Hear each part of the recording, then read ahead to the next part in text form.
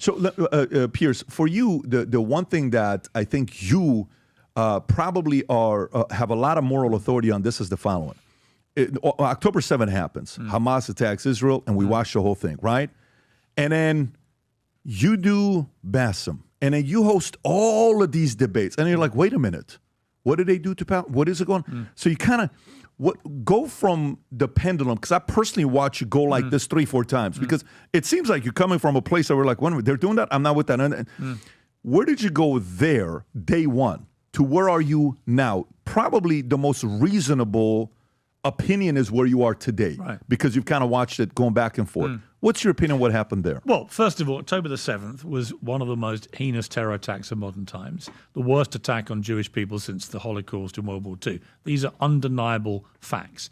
Hamas committed an act that day which immediately established them as a terrorist organization, who therefore renounced any rights to any governmental power at the end of all this. So that all happened on October the 7th with the scale of what they did. 1,200 people killed, nearly 7,000 wounded, 6 people kidnapped. I mean, absolutely despicable, horrific thing. So for many months after that, to the angst of many on the pro-Palestinian side and fury in some cases, I steadfastly defended Israel's right to defend itself. In fact, I said they didn't just have a right to defend themselves, but given that the Hamas official spokesman went on the airways about a week after the October the 7th atrocity to say, we're going to keep doing this again and again, the Israeli government had a duty, not just a right, but a duty to defend its people from further attacks from Hamas.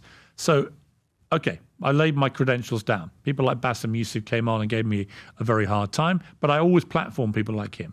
I platform people on both sides throughout the war. You always. Yep. And the bigger the followings they had, the more passionate, the better, because they were the ones getting most of the hearing on the airwaves. And I believe it's my job is to hear all the voices, challenge them all, and let the viewers work out where they think the reality lies.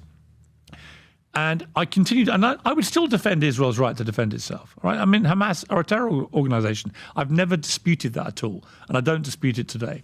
So when people on the really sort of more extremities of the pro-Israeli side, accuse me of being a pro-Hamas guy, well, it's so pathetic. Nothing I've ever said is anything other than they're a disgusting terror group and should have no power after all of this. And they should lay down their arms, and that's going to be the big debate as to whether they do. But then this year, and in particular, several things happened. One was the 3-month blockade, which, I've heard the arguments that there was no starvation, you never saw a starving Palestinian, blah, blah, blah, blah, blah. And one of the inherent problems, actually, with that, and with a lot of the IDF blanket denials of things, or we're going to set up an inquiry and investigation when things go wrong. Fog of war, stuff happens.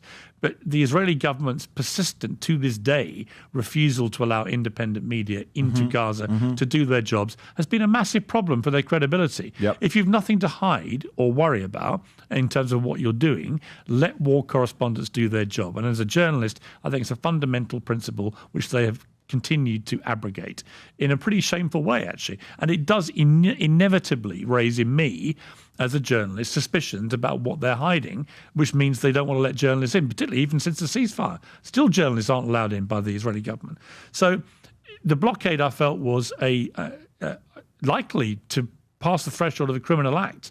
When you have a country that has the control over a border like Israel does over Gaza, allowing hardly any supplies of food or aid to go in, then I think that is a criminal act. Now, a lot of the official bodies like the United Nations and others said the same thing, but Israel doesn't take any of them seriously. So again, I don't know for sure what was happening in that period because I didn't see any independent journalists reporting on it. I do know Palestinian journalists reported on it, and 220 odd have been killed during the conflict. So there's not just a fog of war about this. There's a deliberate suppression by the Israeli government of allowing journalists to do their job, international independent journalists. I think that's to their great discredit.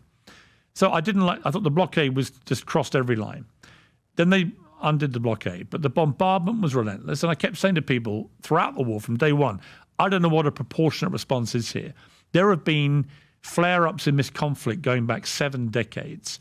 We have never seen anything on the scale of what Hamas did that day. And we've never seen anything on the scale of the response by the Israeli government.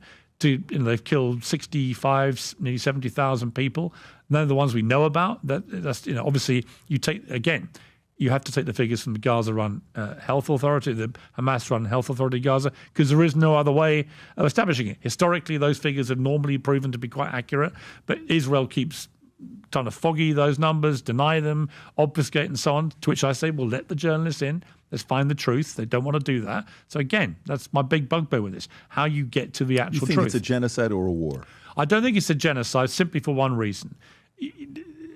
The word genocide gets bandied about a lot.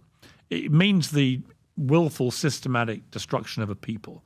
And I don't think that's what we've seen in Gaza, much as people on the pro-Palestinian side try and get me to say it. No actual declaration of genocide has been waged against any. I mean, even in Rwanda, they never established it as an international court, but it was a genocide. So I didn't know. I learned all this actually covering all this on my show. I had a bunch of genocide experts on. Many think it is a genocide, but many don't think it is. But they all pointed out that actually the bar for reaching genocide is exceptionally high. And, as people have pointed out, there are other flashpoints around the world right now where probably many more people are getting killed. No one cares. No one's putting any spotlight on it. So I think that the rhetoric that's come from people like Smotrich and Ben-Gvir on the Israeli government side, who keep, every time they gob off, and they're very extreme far-right guys, they clearly have had a plan almost from day one of this to turn the events of October the 7th into an opportunity to ethnically cleanse Gaza of Palestinians. And by that I mean just kick them out.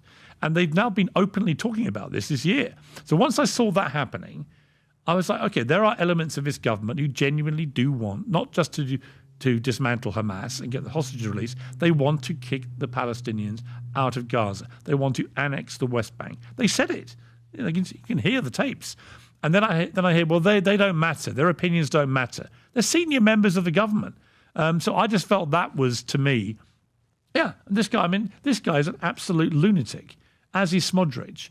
And I'm sorry, they do matter. They're serious players in this Israeli government.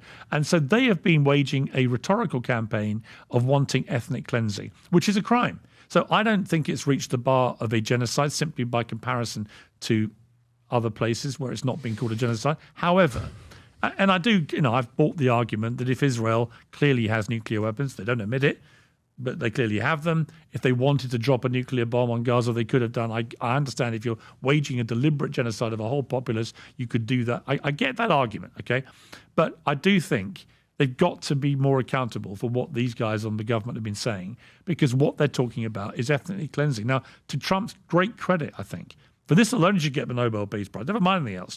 He got hostages released, but he also made it clear to Netanyahu, you are not going to annex the West Bank, and I want the Palestinian people to come back to Gaza, and we're going to rebuild this with a coalition of people helping to rebuild it and trying once and for all get this situation sorted in a way that we had with Northern Ireland, for example, near my country, where after decades and decades of conflict between warring neighbors, in the end, when nobody thought it could happen, in the late 90s, Bill Clinton, Tony Blair, Senator Mitchell got together and they managed to barrel through a peace plan that has pretty well held steady ever since, and the killing stopped on both sides. This can be done.